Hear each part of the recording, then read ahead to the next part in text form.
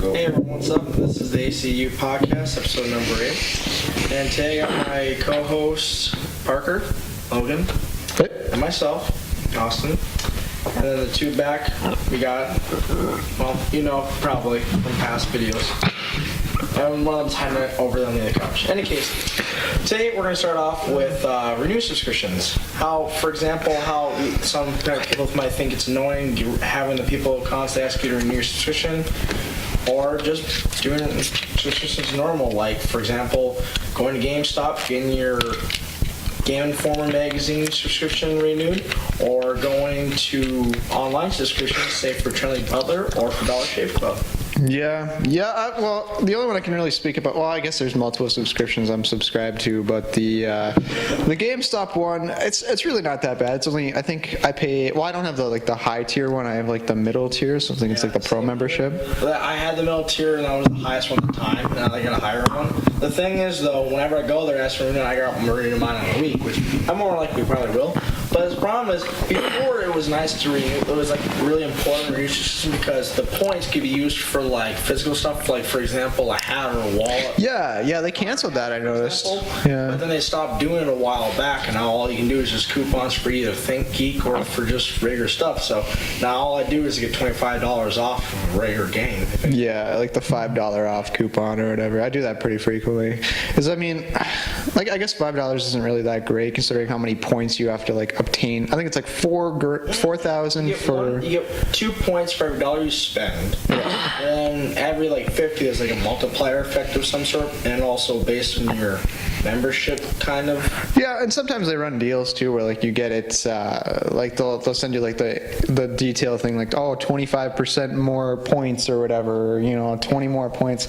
I mean, it's for that one I'd say it's worth it. It's $15 a year I think you pay. I think you're right, it's 15 plus the Game Informer magazine. Yeah, I think that's free though, isn't it? Yeah, but it's with the subscription. But the thing is though, it's nice to have a magazine at least once in a while, but I kind of lost the point of reading them. I'm just having membership at this point just for the points. Yeah.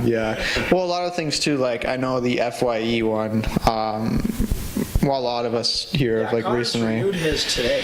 Yeah, that one's kind of that one. Huh? Yeah, it plays on the system where if you kind of, their hope is they try to sign as many people up as they can, and then after that, and then people forget that they have it whatever, so they get the $12. They automatically get charged after the 30 days are up. So a lot of people just forget to cancel it, and then you get charged the $12, and that's what they're hoping for. And they say you get a lot of these deals around the area or whatever, but when I downloaded the app or whatever, you got nothing. There was no deals to be had. You're the only person in the store around here, in a sense. Yeah, and I think it's only you get 10 or 15% off your purchase. It's not even really that great, I mean, it depends what the membership is too. I mean, for GameStop, obviously you get coupons of $25 off if you go enough. If you're a serious gamer like us here, then the discounts is kind of good for us. Yeah.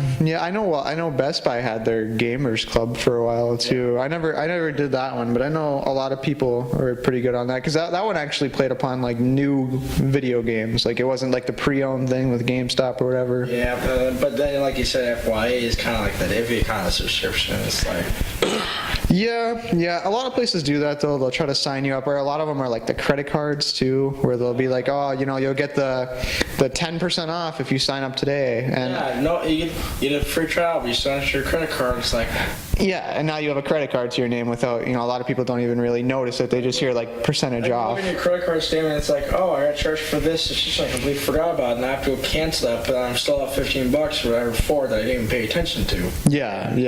It's a weird thing where it's honestly just a marketing gimmick where they try, especially with the free trials. Subscriptions and all that is kind of nice here and there depending on where you go, but it's got to the point where it's you get one just for the hell of it, and you forget about it completely, and you charge, and everyone just gets mad about it and then just forgets about it. Well, it's like Xbox Live, you can subscribe to that for $60 a year, or you pay $120. I pay the $120 just because $60 is kind of a lot to shell out all at once. Yeah, but here's the thing for me when it comes to that, and here's a dumbass story for this one. Sure. So when I went to go I had to go renew for my Live about 3 weeks ago, anything. I went to Holiday, got it printed out and all that like I usually do. Went over, enter online, and it says once I entered, when it loaded, it says you will get this. I was like, yeah, I know, confirm.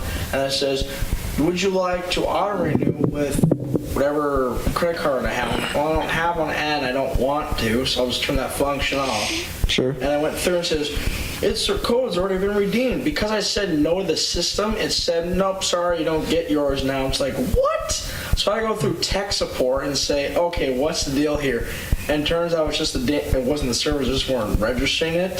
For a minute there, I almost thought like because I didn't agree with Xbox's choice, it's like, nah, screw you, you're done. Yeah, and all of those systems are just so hard to like get back into. Like just trying to like once you already like cancel it, then it's like they make you jump through hoops just to get back involved into it. Or yeah, I know. Well, like for Blue Apron, I had the message system for like maybe like 4 months, and that wasn't actually bad. It was actually better than I thought it would be. It's just that I found towards the end, I found myself just getting the recipes and just kind of not being able to do them because I have a new job and everything, so I don't have time to do it. And then recently, like over the past like month and a half, I've been getting emails about special recipes that they're doing, or the person's like, hey, I'll give you a 30% discount if you come back to this new description. I was like, I have my reasons why, and I wrote down why. I don't see why you're sending an email 2 weeks later because of the reason why I said. So it's like, great. Sure. You actually have a topic that I think we can all kind of relate to. I was watching something the other day where they were talking about how important in gaming, since we're kind of somewhere along that topic, how important like a setting is to a video game. Like, do you consider like a setting more important than the characters, or what do you? Oh, that's a tough one. I mean, yeah, because setting defines the base of the game, but the character has to go off of the setting too. So I guess in that sense, the setting is important because without a setting, you can't have a definitive character for that game. Well, almost in a lot of games too, the setting is actually more important than the game. Like for instance, like you take BioShock for instance, the setting in that is just so rich and like all around it's telling a story. That just the setting itself, you know, the city that's underwater has gone to chaos or whatever. Now it's a dystopia. That plays so much more of a role than the character does in BioShock 1. Like the character in BioShock 1, you don't even really care about him. See, I understand that because, for example, when it comes to the Assassin's Creed games, that's another perfect example. Like Rogue, that's a different story, kind of like where the character was more important than the setting for that type. But I think the setting really helped it, for example. But versus Syndicate, though, that setting itself was what needed to be done for a long time. Like people were just asking for like a steampunk kind of thing, and it finally happened. People were nice about it.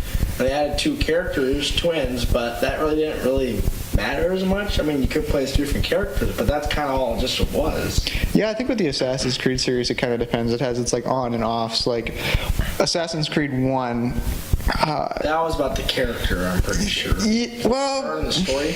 I think it was an early time for them where they didn't know which one they go. Yeah, like what was going to be more important? Were they going to focus more on historical accuracy in the setting, or were they going to try to make the character more open and vibrant? And I think the setting actually, and personally in my opinion, I think the setting played more of a role than Altair did. Altair was just this plain. Ezio, yeah, that was the character. Oh yeah, 100%. You made 3 games out of that one character. You best not say the setting was the one that was important. The setting was cool. I mean, it definitely fit his personality, but the character, the character made the setting essentially. And including Desmond in the background too for the rest of the games, which kind of led on to. Yeah. I think, with the first one, obviously, it's all setting. I think Altair he's a cool character, but he's just very boring, very monotone. I kind of love how, like, Ubisoft does their transitions between Assassin's Creed games. Like, one minute you're starting off with the character,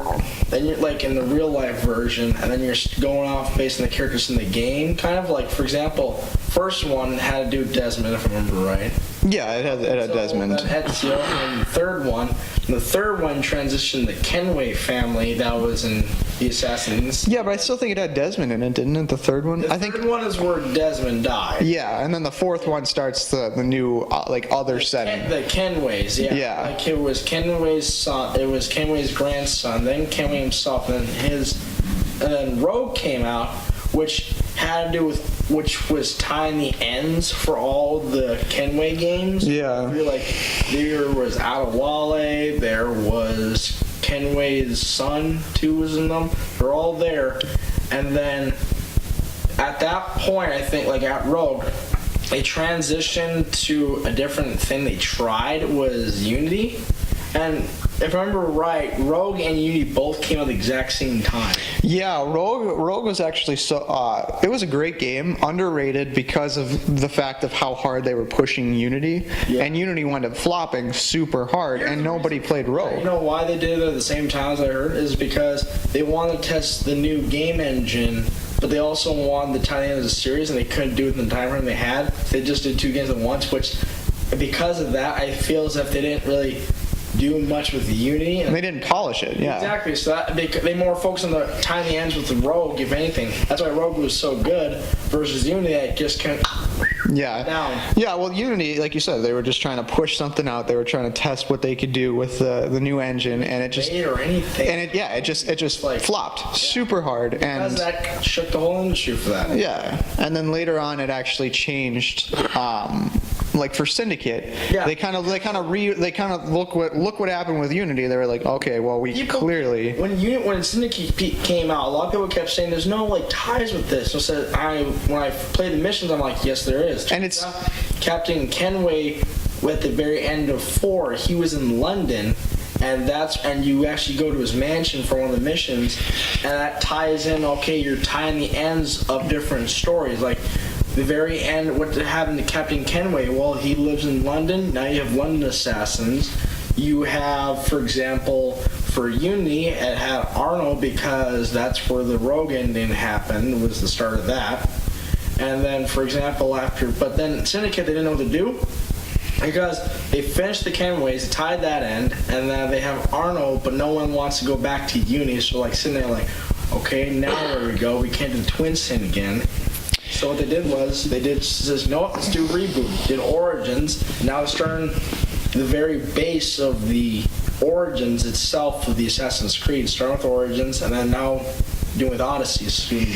Well, Odyssey, I think. Well, yeah, and I agree with that. I think with Syndicate, what they did is they looked at the mess that Unity was, and they had to just completely scrap it and restart everything. They were like, okay, well, let's keep the same mechanics. We don't want to change it up. Polished. Yeah, and you had to identify still what the series was. So you look at Syndicate, and you're like, that's an Assassin's Creed game, but it's polished. It has a story. It's it's your Assassin's Creed. Where you look at Unity and you're like, okay, this is a complete mess. They didn't have any time. They tried, but then, and it just didn't happen. I feel the worst part was how the NPCs themselves was causing the most lag that I've ever seen. And just so much glitch. I mean, I understand the French I understand the historicalness of how the streets are filled with French revolutionists. I understand that, but putting that on that system at the time was not a very good idea. No, and I think with like Origins, you look at a game like Origins where they took it and they just completely revamped it. They started from the very beginning, just looked at it and were like, all right, we need to do something to change the series up. I love how they put like myths and everything, like random, like suggest yourself. Like for example, Syndicate was Jack the Ripper, or for example, in Origins they had the afterlife. Yeah, which is pretty play cool. Like they like to be historical and everything, and a good set and everything. And like for the side DLC, they always like to add like the special myths and mythology of that time period. Yeah, which is cool. And then, for example, I think it was like yesterday I saw a video for the gameplay of how they had a Medusa. Yeah, Odyssey. Yeah, I saw that too. Yeah, I'm like, that's a good thing I prefer the collector's edition. Yeah. Wait. Yeah, they have. I think 3 was like a spin-off of like a George Washington thing. Like, what happened if he, instead of becoming the president, he became a king, which is really cool. I think to take a tie-in from that. I think Odyssey being set even before Origins is going to be kind of interesting. Because my question is because I know for a fact that by this time people have probably played Origins and everything, so as far as in case you didn't. But for Origins and towards the end, it was the eagle pendant that what was his name? I haven't played Origins for so long. The bird? No, the main character. Oh, Bayek. Yeah, Bayek. At the very end, that pendant he had from the sun, towards the end it fell in the sand, and they created the assassin's symbol. Yeah. So that's where the symbol came from, but they never, they always said the hidden ones and all that, and throughout the DLC they never mentioned, I'm not sure if they mentioned or not, but they did, I'm not sure if they mentioned or they did not mention the phrase they have. Oh, yeah. I think they did in a sense, but it was like a different kind of saying. And my guess is Odyssey is going to put the finishing touches, like the whole brotherhood aspect, because in Sparta it was about the armies themselves, how they were kind of brothers in arms, all that. I think that's what's going to create that brotherhood aspect, because you have the hidden ones and you have the phrase, the rules and the foundation. Yeah. You don't have that sense of brotherhoodness. You just have random civilians. Yeah, random scattered, untrained people. Yeah. I think Odyssey is going to be a lot more of what Origins was, but in a different sense, because now you have this game that has no real aspects so far that we've seen, no real aspects of a stealth game. Yeah. I think they're moving with this. They're going to have to move more away from stealth because it is just soldiers. Again, they are trying to start from the very base foundation, and back in those times, probably stealth wasn't the best thing. It was ever even thought of, probably. Right. So my guess is, from what we're seeing, Origins sets the foundation, Odyssey sets the rules or brotherhoodness, then 2 games later it sets the stealth version of it. I don't know, something like that, because if they're going to restart, they got to figure out how to make it catch up to all the ones from before. Yeah, I think it would be cool too to incorporate in this kind of situation. I mean, I know they have the gods still and everything, like Zeus and everything, but I really want to have a DLC set for the 300 battle. Oh yeah, that would be pretty cool. God, that would be something. A backstory onto how everything happened there, and you get to play in that. That would be kind of cool. Yeah, I really miss that one. But I think it'll be a good game. I think overall it has a lot of potential to expand upon what Origins started. So I think that looking at it, I think it's going to be a core foundation. A thing that bothered me about Origins, though, I don't know if you felt the same way. The side character, Desmond, she was so annoying. Oh my God, I hated playing as her so much. And her friend on the phone, 3 times as annoying as her. You know what the weirdest part was when I was playing that game was I was looking through all the other things from other games. I found a Watch Dogs one. On the computer. I'm thinking to myself, is that a hint for Watch Dogs 3? Yeah, it's actually, they're set in the same universe. Because if you play... It's the same universe, because if you play Watch Dogs, you find Mystergo and all that on certain civilians too. Yeah, and you kill the guy. So in Black Flag, the head guy of that corporation thing. Yeah. You kill him in Watch Dogs. Yep. Yeah, and then you pick up his thing or whatever, and it tells you all of his bio and everything, which is pretty cool. Yeah. So I'm trying to figure out if that's the case, then is there going to be 3 where it's Marcus and...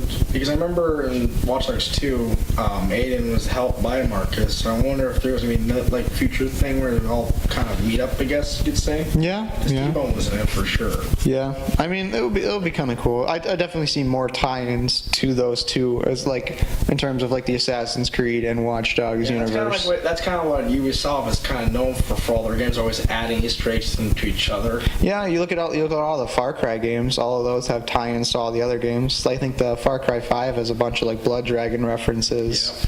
Yep. Especially in you have Herc. Especially in what was Far Cry Primal. If you went to a certain location, there would be an actual dragon in the cave. Yeah, I saw that. And I love it. And the best part was about it is that you play kind of achievement thing. And they have that Herc ancestor in Primal too. That's right. Yep, that was funny. I enjoyed that. Herc in every Far Cry game. There's always gonna be Herc somewhere. Yeah, it's pretty cool though. I like the tie-ins to all those. I think those are pretty neat. They definitely have a good way of tying in everything to like either if it's going to be through the series or if it's going to be, you know, different games that they kind of mix into each other. They always have a way of doing that. And then I think it was, what was the other games that I know that have a good story? Is there any games you can think of that where the character is more important than the setting?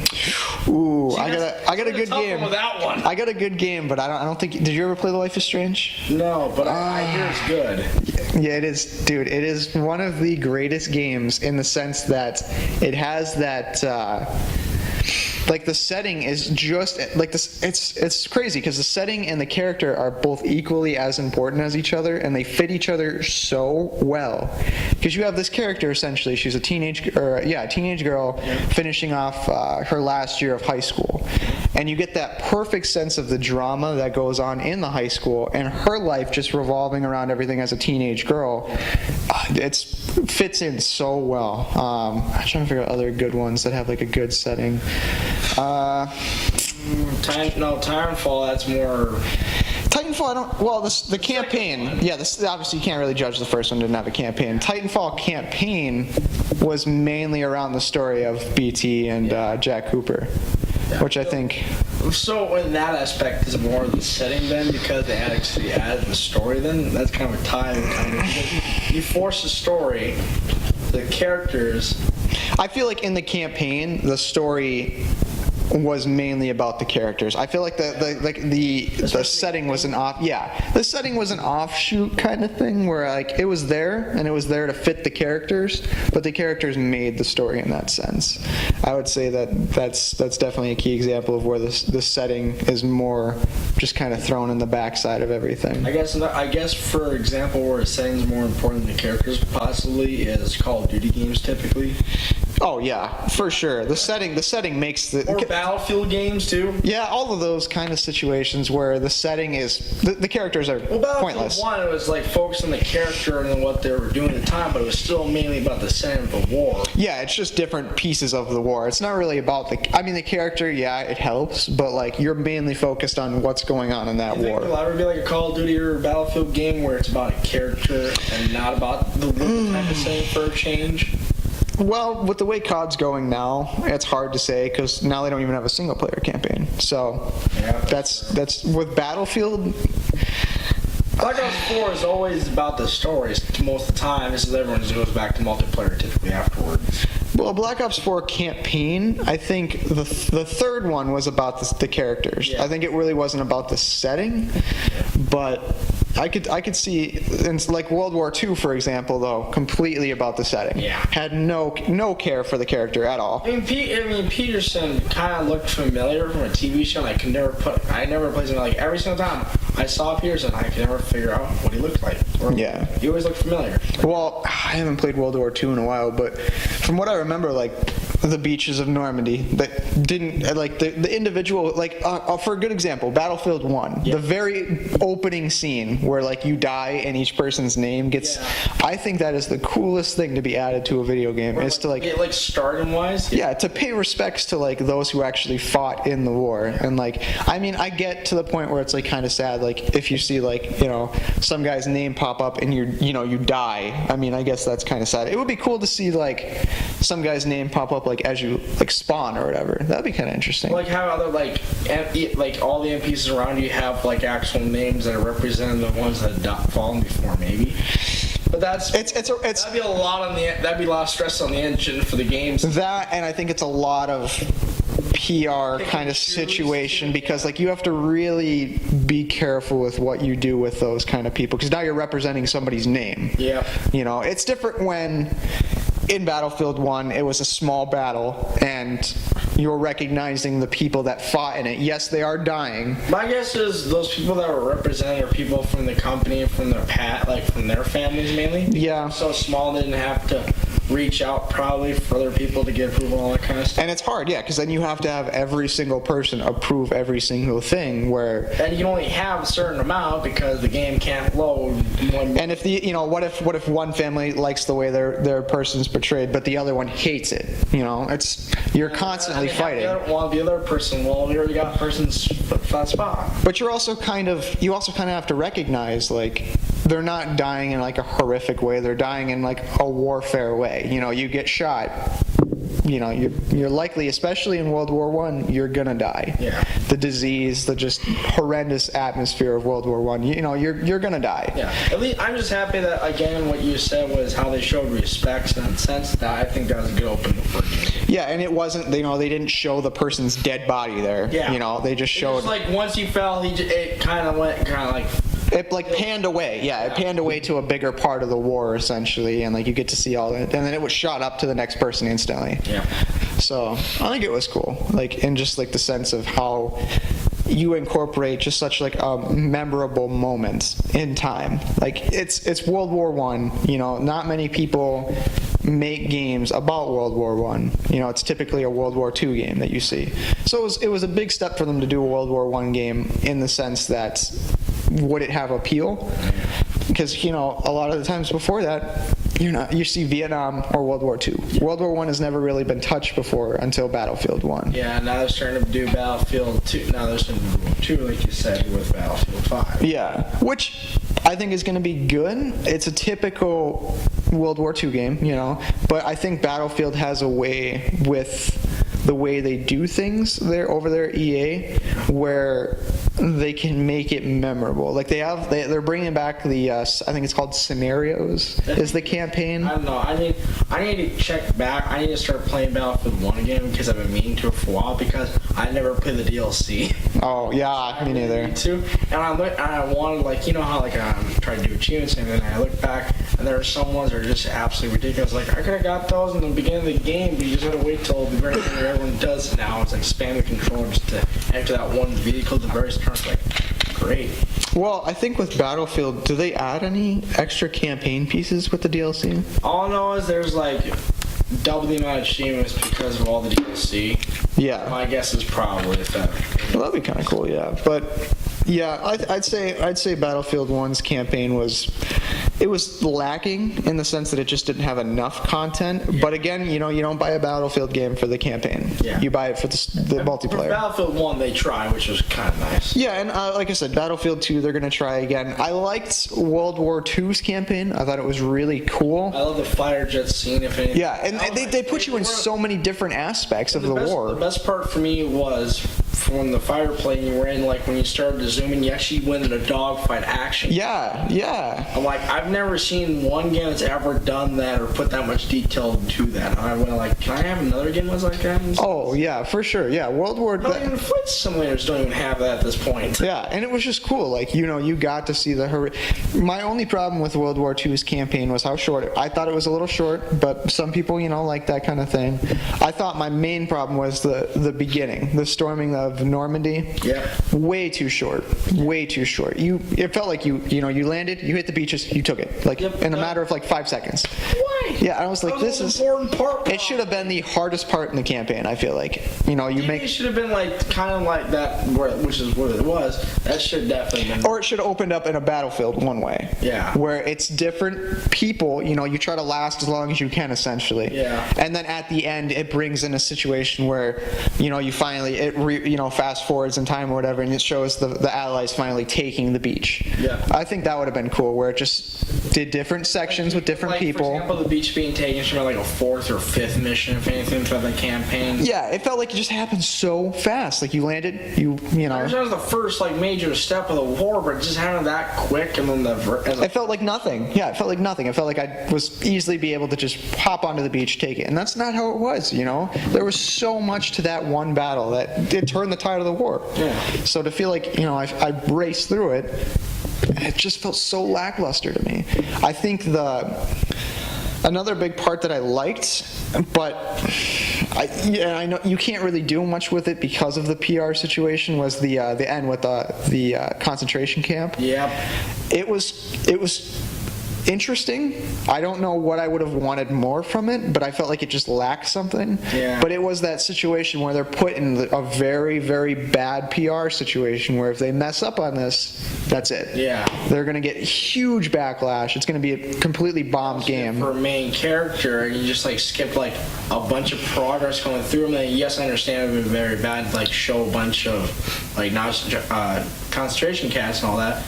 That again, you're right, because they had to do it carefully, otherwise it wouldn't have gone well. Right, and I think the fact that they only focused on mainland Germany, I think that was a very key point in it, because I think if they went over to the Japanese side, I think that would have been another PR disaster where if you do something wrong, it's a touchy subject. Yeah, that's true. And for our next one, I guess we could do. Well, everyone, that was the ACU podcast. Thank you for watching. Hit that like and subscribe button. We'll see you next time. Have a good one.